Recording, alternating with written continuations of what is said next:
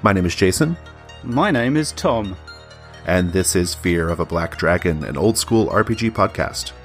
And in this episode, the brass bands play and feet start to pound, we're going to the Deep Carbon Observatory. Our first segment is Basic Crawl. Deep Carbon Observatory is an 85-page adventure written by Patrick Stewart with art by Scrap Princess. Once, long ago, there was a kingdom of unspeakable wealth that traded in dark wonders, secrets, and death. And many of the strange things now on Earth were theirs. They drew their power and magic from a place, and guarded it fiercely against all. Then, out of spite, somehow, as their kingdom slowly died, they hid their treasure palace in a lake, and set there sleepless and indestructible guards. Everyone knows where it is, on the loch, upriver of Carrowmore. No one who goes there has ever come back. The contents of Deep Carbon Observatory begin with a section called Carrowmore, in which the player characters are heading upriver, encountering people who have been displaced by a flood caused by the sudden breaking of the dam upriver. This section is actually a series of 18 encounters, though it's structured in a really interesting way. You can't actually do all 18 encounters. Rather, there are 3 starting encounters, and each of those branches off to 2 or 3 other encounters, and each of those branches off, and so forth until you reach the end. The next section of the book is called The Crows. Here we learn about a group of brigands led by siblings Hulok and Echo Bifrost. The Crows and their zombie minions are recurring enemies throughout the adventure. This section also contains notes on the Crows' guerrilla tactics, such as Zombie Cling, in which a zombie is attached to the bottom of an enemy's boat so that it may later return to the Crows and reveal the location of the boat. Zombie Platter, in which a zombie is commanded to lie down in knee-high water and act as a booby trap. And Pity Lure, in which an innocent is stranded in an open area in order to draw enemies into a trap. We are told this is frequently combined with Zombie Platter. The next section is the Drowned Lands. This section details all the encounters, random or otherwise, that the party will have as it pushes past Carrowmore and up the river to the dam. Some highlights from this section include children floating on the sarcophagus of an ancient mummy king who figures prominently in the lore of the adventure, a windmill in which a woman hanging out a window is batting away giant crabs riding the sails trying to get in, and a standoff between some farm animals and a wolf, with a giant squid circling their little island, ready to snatch them all up. In total, there are 17 set encounters and a table full of random encounters to have in between those. At the dam, the party may have to contend with the golems who were set to maintain it and who are now desperately trying to restore it. They may also choose to scale the dam in order to get into the interior. The interior of the dam is a proper dungeon crawl, with 10 keyed locations depicting the burial places and various leavings of the ancient builders who created the place. And beyond the dam lies the Profundor Zone. This is the now-revealed valley behind the broken dam that was once a big lake. And it features, for example, a tribe of newt people seizing the opportunity of the drained lake to attack their traditional enemies, the people of the Reeds. There's also a graveyard made of sunken ships entombing the ancient chiefs of the Reed people, some of whom are not entirely dead. But most importantly of all, there is the pit, a deep hole in the ground with an ancient spiral ramp that leads to the observatory. This is the main dungeon with 44 keyed locations. Some highlights include the bridge and the chiaroscuro stairs, where the PCs discover that the observatory is inside 2 huge stalactites, and these 2 locations are between the stalactites or just on the outside edge, and that's how they can discover that they are in a gargantuan subterranean abyss that the observatory is looking down into. There is a room with some mysterious dinosaur hieroglyphics, which is to say hieroglyphics both of and by dinosaurs. And perhaps most importantly, there is the tektite lens, the focal point of the observatory. And I quote, "The tektite lens was formed from extrasolar silicates in the heart of a meteor as it fell. It turns light to dark, stone to light, and the rivers of living blackness beneath the earth into inverted firework streamers of counter-whirling shade. it lets you see through stone.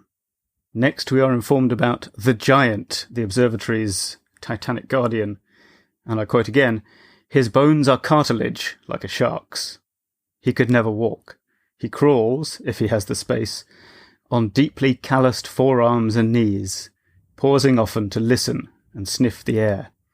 If he could stand, he would be about 18 to 20 feet tall, but slender and starved." And then finally, we have the section entitled "In Case of Speak with Dead," which is in fact a timeline explaining the background of the observatory from thousands of years in the past up to the present, and with suggested future events involving the Crows from day 0 of the PC's arrival in the adventure to 7 years thence, with all the things that may happen if the PCs don't intervene. Let's talk about how we've used this in our games, Tom. Okay, so I played the first part, going up the river and into Carrymore several times in a peculiar Groundhog Day style setup as a player of a level 2 elf, I'll have you know, in DCC. And most recently, I've been running it as an Into the Odd play-by-post for one player, but with 3 PCs, or perhaps rather 1 PC and 2 hench beings.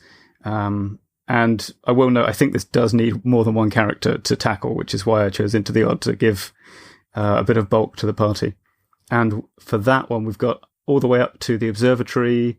We haven't explored all of the rooms inside it yet, but we're just on the cusp of, and I think I can say this because this episode will come out after this happens to the player, about to be ambushed by the Giant.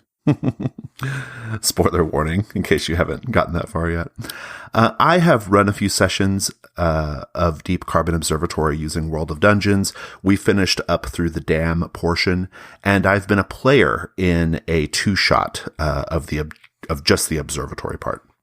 So let's talk about things we liked. I'm going to say at the outset that Deep Carbon Observatory has a real point of view.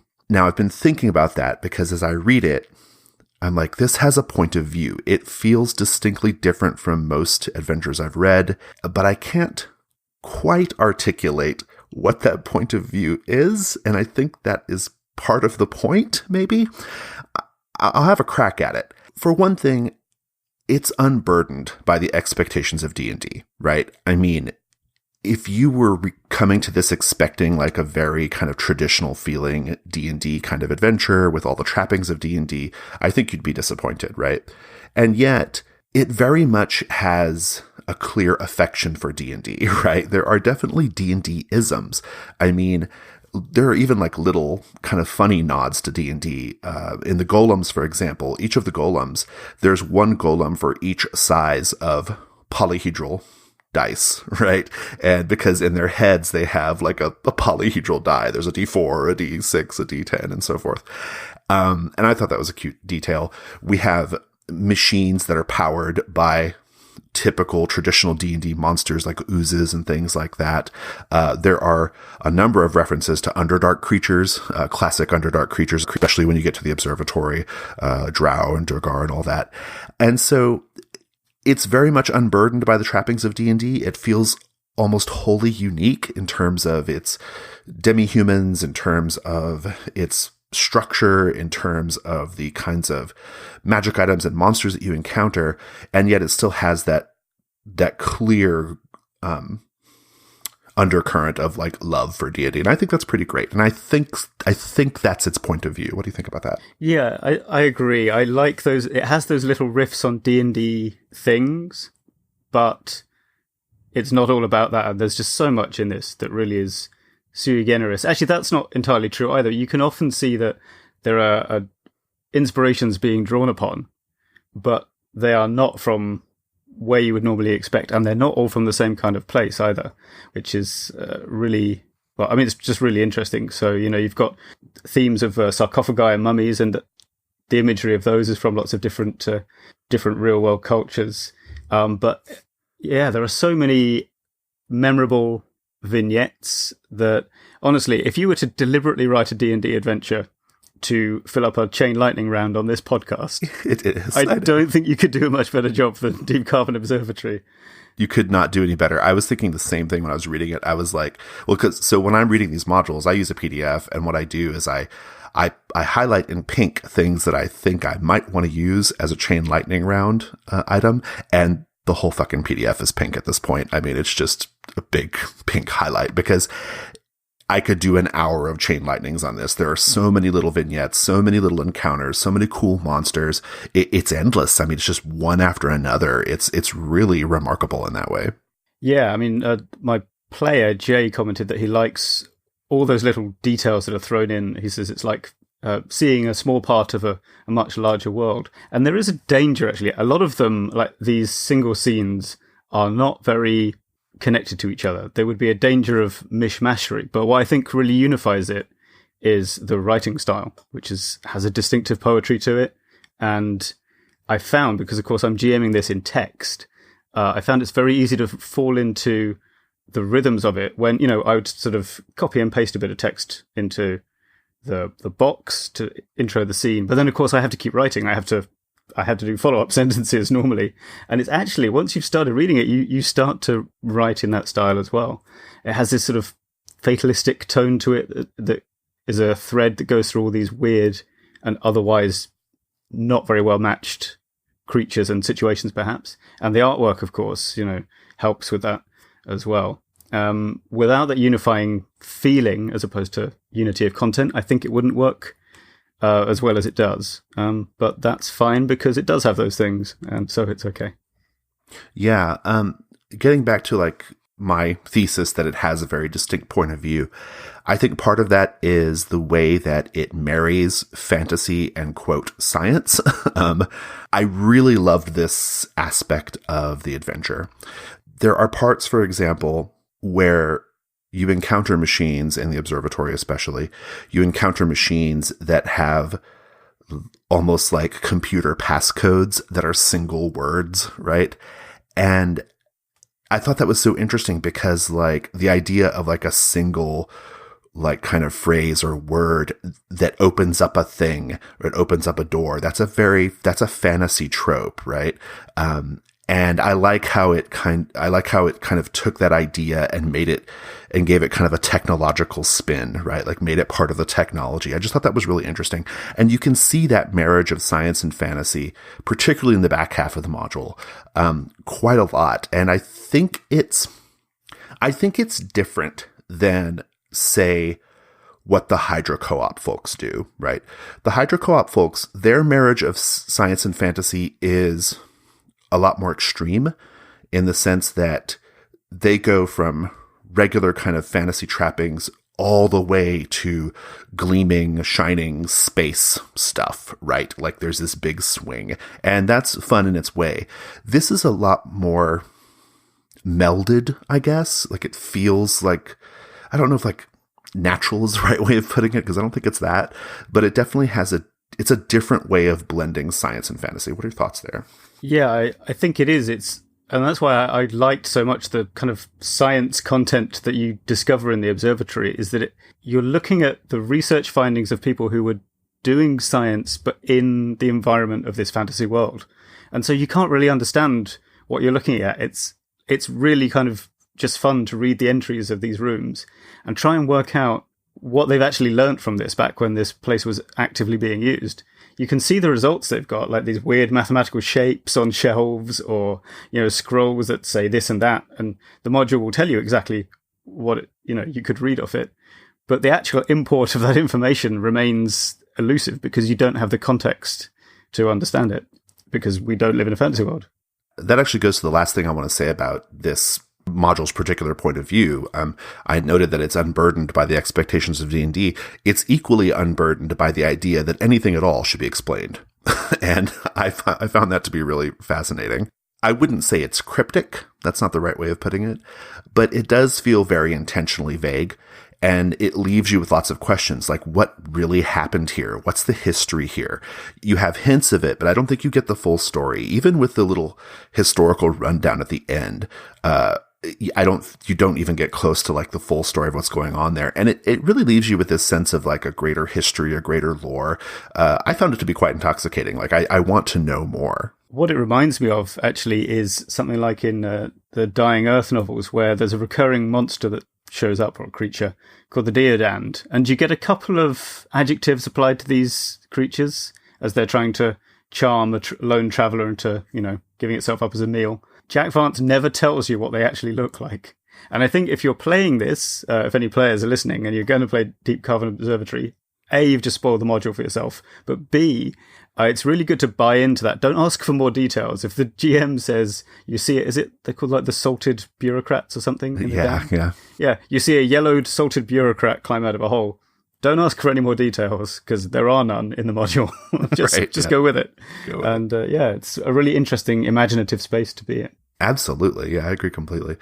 Can we talk about the art a little bit? Sure. Because I think the Scrap Princess art is, I'm online. I'm a creature of the role-playing game internet, and I know that their artwork is controversial. Maybe not as much as it used to be, but I think it used to be really controversial because it has this seemingly simple and crude style, right? Almost like a child's drawing. And I actually think that I like it personally. And I think it's a really good fit for this module because so much of Deep Carbon Observatory is concerned with ancient civilizations. We've got the sarcophagi, pictograms, and all that kind of stuff. And I feel like the art style, it's almost like a subtle nod to this. Whether that was intentional or not, I don't know. But the lack of detail kind of evokes, to my mind, the lack of detail that you might find in a sort of primitive cave drawing or like some kind of real world ancient tomb. There's almost a primal quality to it, and it felt right, and I think that sort of primal quality is also thematically appropriate for Deep Carbon Observatory, just because so much of it takes place underground and there's so much unknown stuff. Like, I think that the module would be truly diminished as a work of art if it had more traditionally detailed artwork. Yeah, I think if you had like Larry Elmore art in this, it would not even be close to the same. Yeah, it would be a totally different experience. And so I'm a big thumbs up from the artwork for me. Yeah, same. I think so. It has that kind of primitivist energy to it.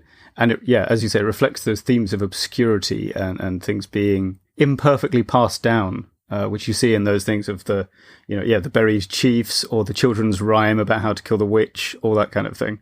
Like these glimpsed and half-remembered truths from the past. Yeah, absolutely. What are some other things that you liked about it? Oh, well, to skip to the end, to coin a phrase, I like how the timeline conveys actually a lot of what the GM needs to know. Make a mental note if you're going to run this to keep going back to it and rereading it as you progress through the module, as you progress through reading it and as your game goes through the module, because you'll need to think about some of the stuff in there as you go along in different contexts. I have a couple of other things I want to mention. I think that this adventure has a very humanistic quality. This is something that we've seen in a lot of the more modern modules that we've been covering. I think this is a particularly, in my opinion, this feels like a particularly OSR kind of thing, where a lot of the emotion and the drama and occasionally the horror is very much just in dealing with the plight of people. And the whole first half of this, well, maybe first third-ish of it, is just seeing people dealing with this almost apocalyptic circumstance of the dam breaking, right? And I find that really fascinating. And you can see that in some of the newer things that we've looked at. If you kind of go back, you can see other instances of this where there's a focus on people and NPCs. The very first thing we covered, the spider one, I can't remember the name of it. With the Scenic Dunsmith, yeah. Or the one, Kalong. Like there are several where it's like, it's about like the struggles of people. And I don't think in the 90s and earlier, I don't feel like that was really a focus as much. I don't think that we saw a lot of like villagers and kind of their toils and troubles. I don't think that like fantasy gaming at that time really gave much of a shit about what was going on with like Joe Villager, right? So I thought that was really interesting. And I thought that this is a great example of that. And also, the bestiary is so good in this. I mean, it's really, really good. I've been wondering, like, could you transport these monsters into other environments? And I think you could probably get away with it. Yeah, but I think quite a few of them, yeah. Yeah, the bestiary is so good. The sort of like canoptic jar guard creatures, there's like these like silk covered geisha golems, which I thought were really interesting. The drow ghost that's protecting this book of like intense drow psychological warfare.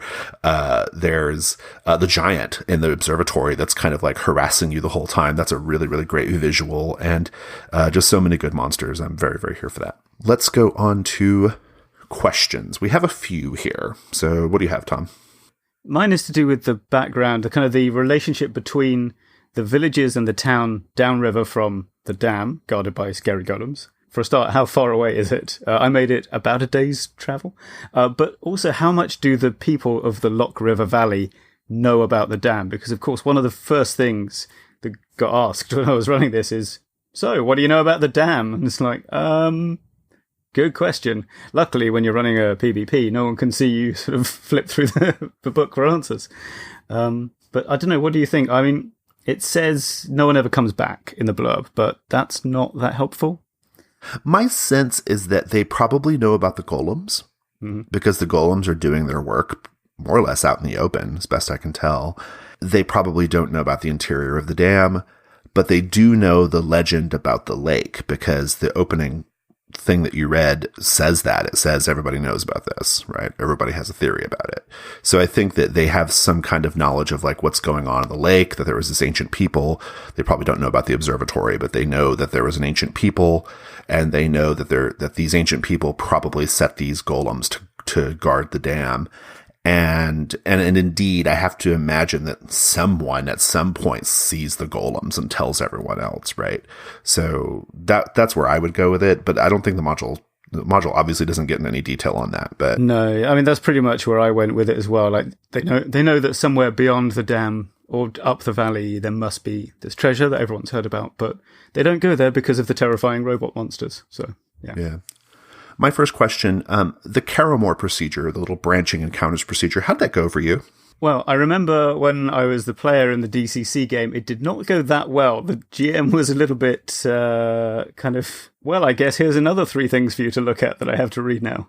So he was not totally in love with the presentation, but I found in Play by Post, it works really well, because you can just take that text and present it all in one go, and leave it to the player to decide between. And in fact, it's one of the things that Jay called out as enjoying. He said that, whenever I arrive somewhere, there's plenty of urgent things to choose between. And actually, that's true in the later encounters as well. And he says it helped to drive his role-playing, by which who you choose to help kind of explains something about the kind of person that you are. So he found it quite compelling. And I wonder if the trick might be, when running it face-to-face, to put down the titles of the encounters on bits of card, and just slide the first 3 across the table to the players to look at. And then when they pick one, then, that becomes the branch, and then flip another couple of cards out, so that they have a single visual reminder of what's happening. And they don't have to get you to repeat the description or kind of, confusingly relay through speech what the timeline is. I had a really hard time figuring out how to present this to the players, because it is something of an artificial presentation, right? I mean, they're on a river and they're presented with 3 things. Choose, right? And then they go to one, they choose one. Now they're presented with 2 more things. Choose. It's a bit artificial. The way I ended up coping with it is, and it worked pretty well, is I actually treated that whole portion almost like a dream sequence in a way. Like it was this very like dreamy storybook quality. And I didn't dwell too much on the details of like, oh, now you're paddling over here. I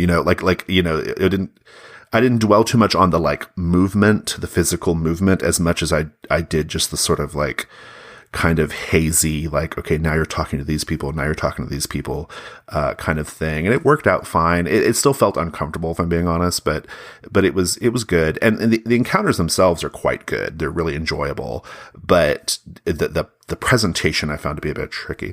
My other question is, did you have a chance to use the Tektite lens? If so, was it as bonkers as it seems to be on the page? I feel like Patrick Stewart, like the deeper and deeper you get to the observatory part, like the further and further the module goes on, it feels like he's almost just in a fugue state at a certain point and just like rattling off words, right?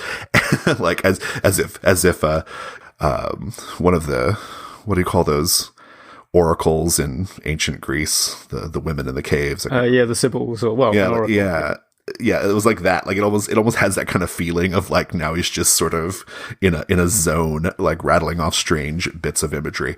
How did that go for you? Well, sadly, we're still like 2 rooms away from that or so. So I can't really help you on the experiential front. But as a review of how bonkers that is, I think we've successfully conveyed. It is indeed a strange. I mean, it's interesting. It's entertaining, but it's highly strange.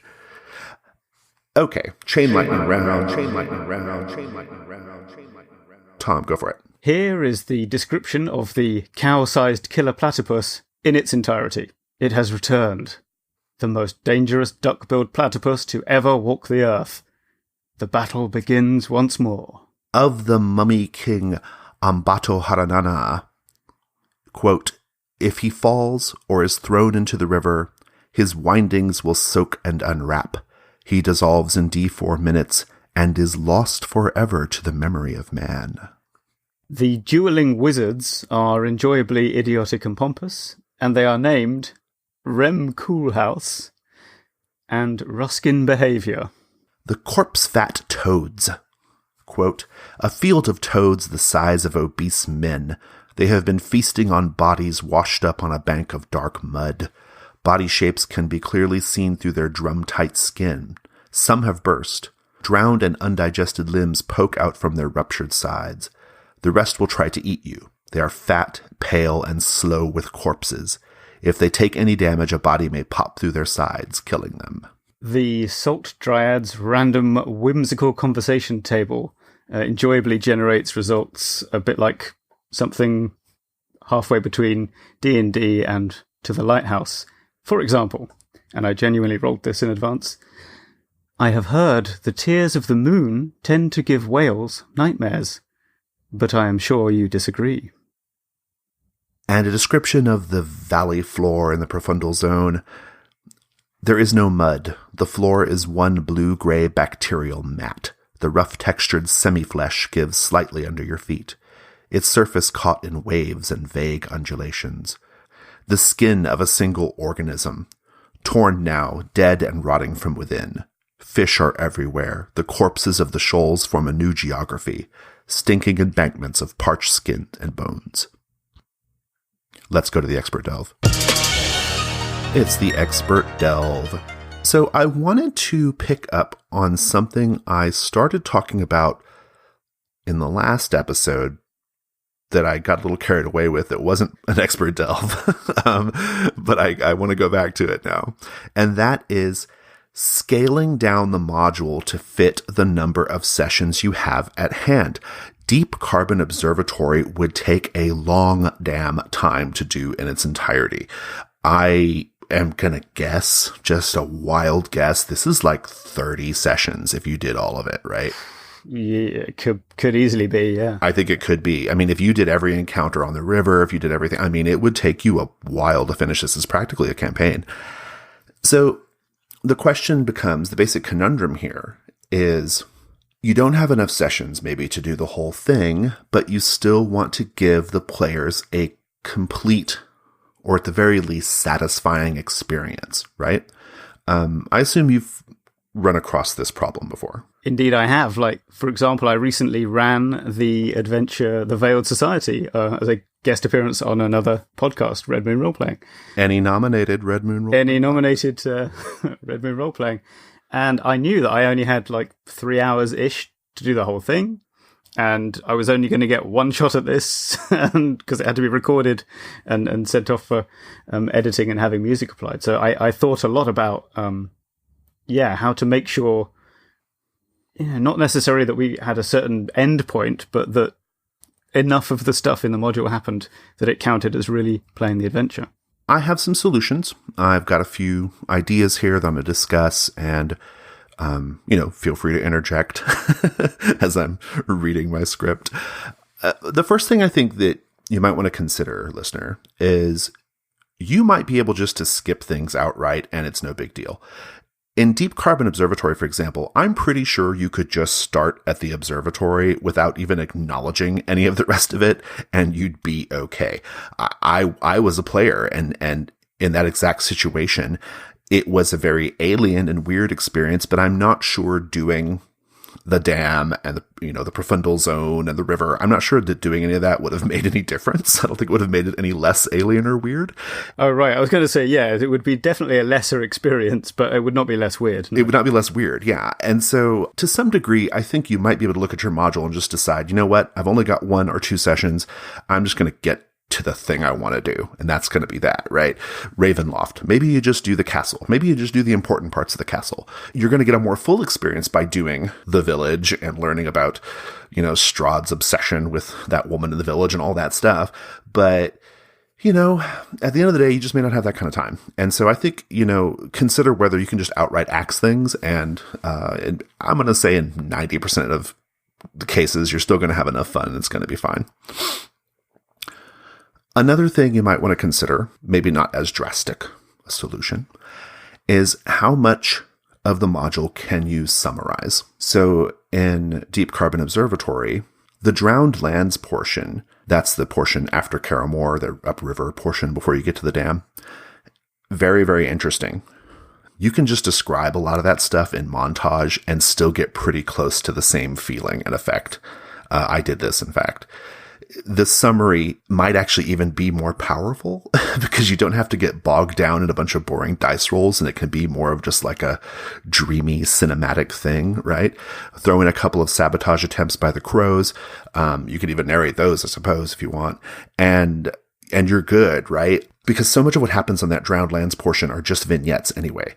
Like, you're going up the river and, oh, look at the field of fat toads. Isn't that gross?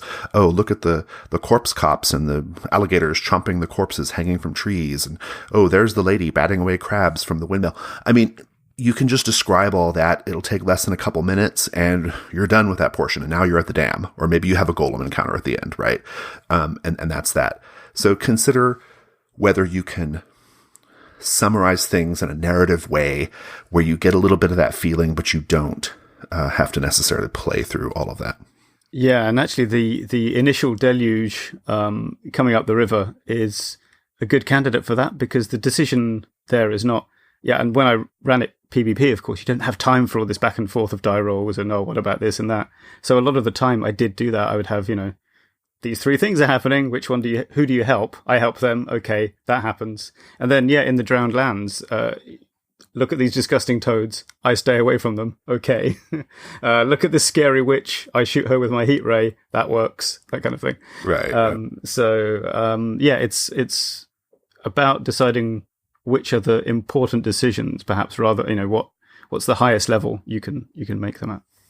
Well, and that actually kind of goes to, I'm going to skip ahead in my notes because that actually is a great segue to one of my my points, which is you can go to a kind of a middle place between doing the whole thing and just sort of summarizing or skipping things, which is you can use themes and motifs to condense the adventure.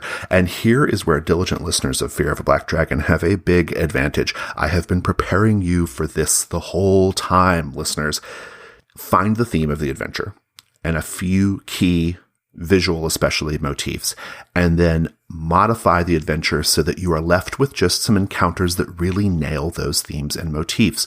For example, in Caramore and the Drowned Lands, in my opinion, the most thematically interesting parts of that are the Mummy King, the Dislodged Witch. There's this witch that was, in recent history, was kind of buried, and then the flood dislodged her, and the golems that protect the dam. You can scale Caramore down to just 2 or 3 of those 18 encounters, one of which is the kids singing the song about the witch.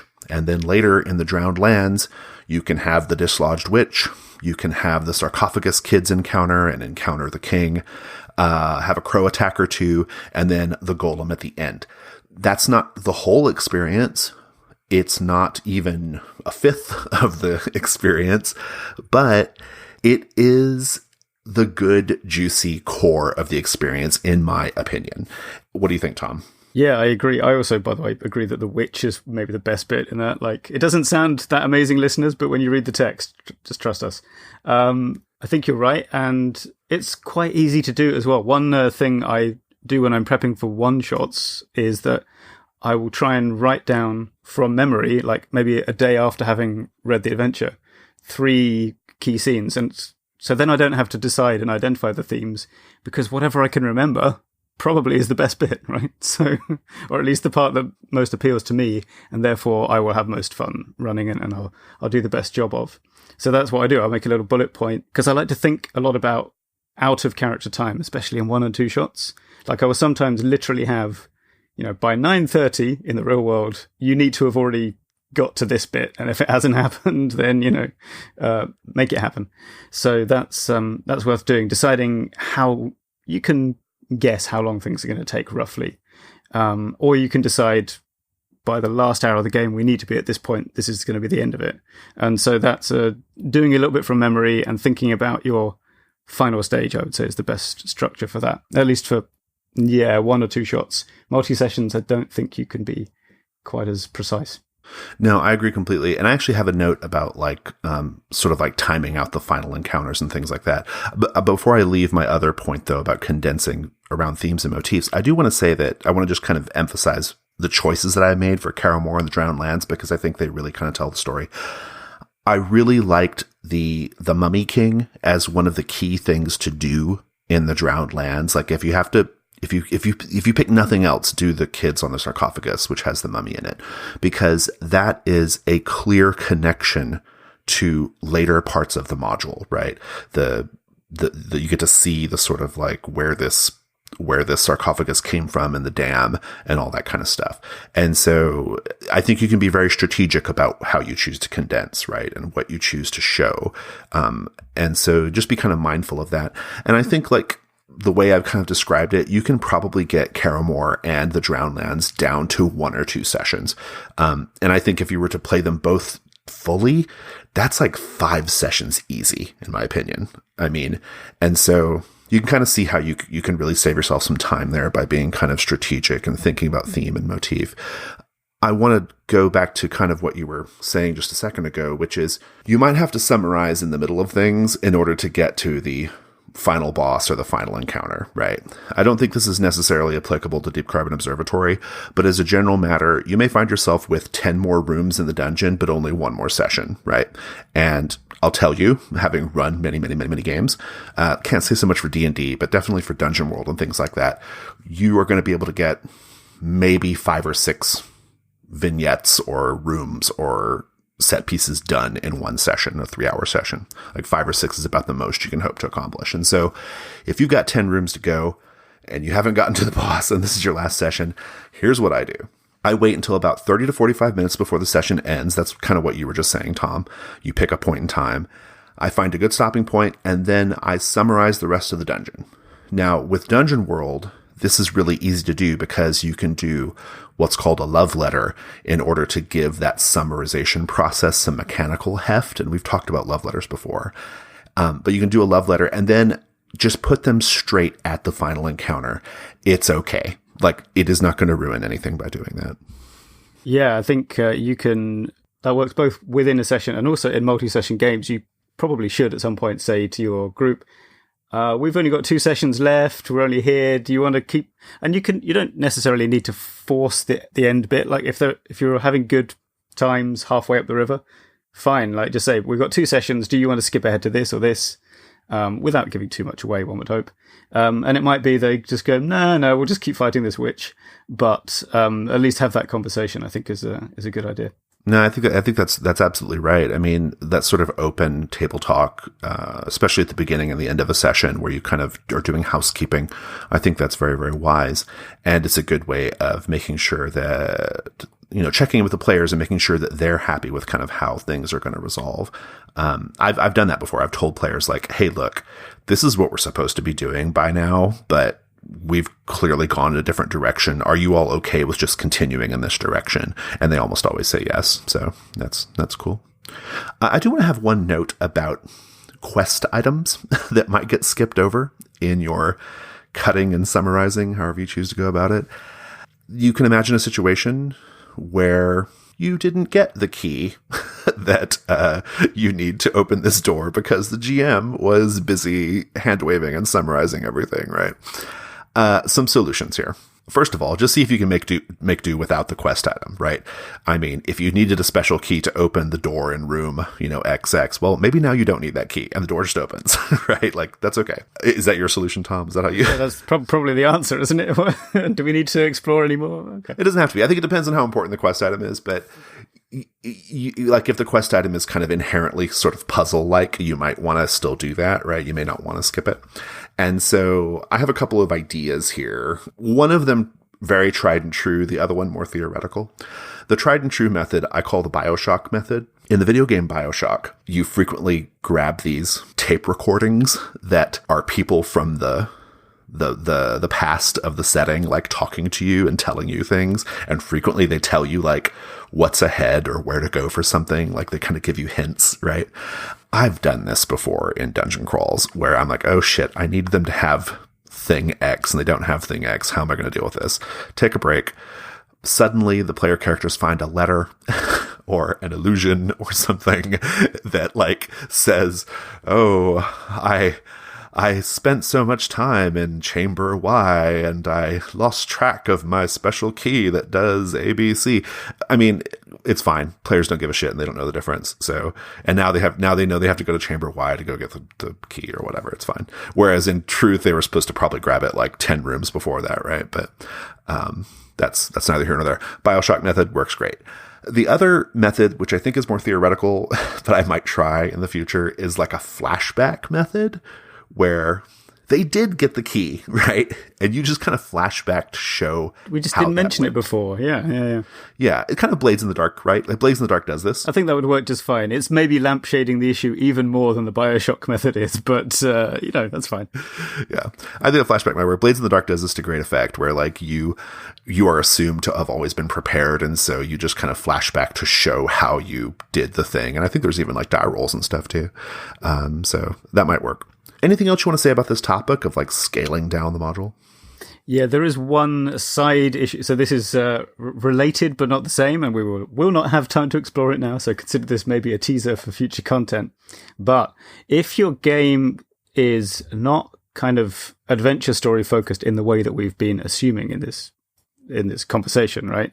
If you're doing fantasy non-fiction where it's just the story of playing to find out what would happen to this kind of people in this kind of situation, then as the GM, as you approach the end of that game, towards the end of the session or 1 or 2 sessions away from your last scheduled meetup, you need to start thinking about how you're going to bring a sense of resolution to wherever the PCs are at the end of that final scene. So that's going to be like an emotional resolution. In Deep Carbon Observatory, it might be, the final confrontation with the last 2 remaining crows. Right, yeah. Survive the fight, or perhaps something with an NPC that you've got to know along the way, something like that. And because you're deliberately not forcing anything to happen plot-wise, therefore you need to have things at least be, a kind of fecund environment for character resolution. No, I see where you're going with that. Yeah, we definitely don't have time to get into it now, but I see where you're going with that. And yeah, that sounds like a good future expert delve. Let's go to companion adventures. It's the companion adventures. So I'm going to say it's really, really difficult to find something that is going to be like Deep Carbon Observatory. So unique is DCO as a setting and as a framework. And basically it's quite unique, as we've discussed. It's so almost singular in a way. And the best you can do is something that will just hit on the tone or the themes of Deep Carbon Observatory. And so I have a few things here. There is the 2012 movie Beasts of the Southern Wild. It is not at all similar in tone, but it has many of the same themes. People living on water, very desperate circumstances. They're all preparing for the end of the world. They have already, in fact, kind of had a mini apocalypse of sorts. And there are these prehistoric beasts that kind of show up and are tormenting people. So I thought that was kind of interesting. Another one that captures the tone, I think, especially of the Caramore portion, is the 2010 film Winter's Bone with Jennifer Lawrence. And that is a movie about a young woman and her siblings in a very desperate situation in the Ozarks, trying to survive. And I thought that emotional resonance of like young people kind of abandoned by the adults in their lives trying to get by, very, very reflective of Caramore, don't you think? Yeah, I forgot. I have seen that. Yeah, that's a good pick. Finally, I'm going to go with classic Dark Crystal and its various expanded universe comic books and things, mostly for the Skeksis. I think the Skeksis they feel like the creatures that built the observatory. They live inside a very similar kind of rocky stalactite thing, don't they? They're obsessed with a mineral. I mean, and also interestingly, I've been doing a lot of Skeksis research. Turns out they actually, all the stuff they have, they just moved in. A lot of that stuff was there already, right? And that's hinted at in DCO too. Like in DCO, some of it is already there, and the people who build it out are kind of like adapting it for their own use, right? So and also just the marriage of fantasy and science makes Dark Crystal a good choice. What are some of your media recommendations? I have one more, but I'm going to let you talk. Sure. Well, my first one is a poem, which is quite short, so you've got no excuse for not going and reading it, which is Strange Meeting by the World War I poet Wilfred Owen. And I just suddenly thought of this while preparing for the companion adventures. And when I looked it up, yeah, sure enough, the tone of it, the language, is so right for DCO that I suspect that if there is a secret Appendix N unpublished out there, that this poem might very well be on it, so give that a look. I also have a film recommendation. It's a sort of action comedy, so again, the tone not quite right, but it's Lake Placid, the giant crocodile monster movie from 1999. It's a good one, yeah. Which features basically what I think is the experience of a group of people playing this adventure. Murky water, lots of sarcasm, and many brutal deaths. I'll just do my last one quickly because it's another media one, which is music, and it's the album Mezzanine by Massive Attack from 1998, which is a lot of paranoid trip-hop and electronica, which I think will go quite nicely with nearly every section of the adventure, actually. For my last one, I'm going to plug a Codex thing. Coming out sometime this month is an issue of our zine Codex, and in it is going to be a very big feature called Trophy Gold. And Trophy Gold is a separate game inspired by the original Trophy game, which I think we've talked about on this. I can't remember, but we've talked about it in other places. But basically the idea of Trophy Gold is the core idea of it is taking an old school module and almost deconstructing it and putting it back together in a way to where it emphasizes theme. It's a little bit more summary and it fits more comfortably with a lighter, more storytelling type system like Trophy. And I think what Jesse, the author, has done is really brilliant, actually. Like the process by which you convert the modules to work for Trophy is pretty impressive. And it shows a couple of things. One, Jesse is an astute listener of Fear of a Black Dragon. And two, I think he's answering a thing. Like, the whole time we've been doing this show, my number one most requested thing I get from people is, can you show me how you convert a module for World of Dungeons, say? And I frequently have my notes, but they're just a hodgepodge of mishmashy, impossible to decipher notes, right? Yeah, they're not like great to work off of, right? But what Jesse's done is Jesse has come up with a way of like converting the modules to be for a lighter system, and in particular to work for Trophy. And it's impressive and it's good. And I think listeners of this show are going to really like it. So that's my last recommendation. Yeah, sounds fantastic. I look forward to seeing that. And listeners, that's our show. Fear of a Black Dragon is a production of The Gauntlet. We can be found on Twitter at Gauntlet RPG. We have a website. It's gauntlet-rpg.com. We are on Patreon at patreon.com/gauntlet. You can support the show there, support it financially at least. We have forums now where a lot of cool conversations are happening. Go to forums.gauntlet-rpg.com. I'm going to start throwing in my personal Twitter as well, because I'd like to chat with people on my personal Twitter. It's Jason Cordova 6. That is my personal Twitter. I don't know if Tom wants to share his or not, but no, right. I just post stuff about Hong Kong. It's not very interesting. Yeah. I am keeping up to date with what's going on in Hong Kong right now, though, because of it. So. And that's our show. Tom, thank you so much. Jason, thank you. And thanks as ever to our excellent editor, Luke Wade. And listeners, take care.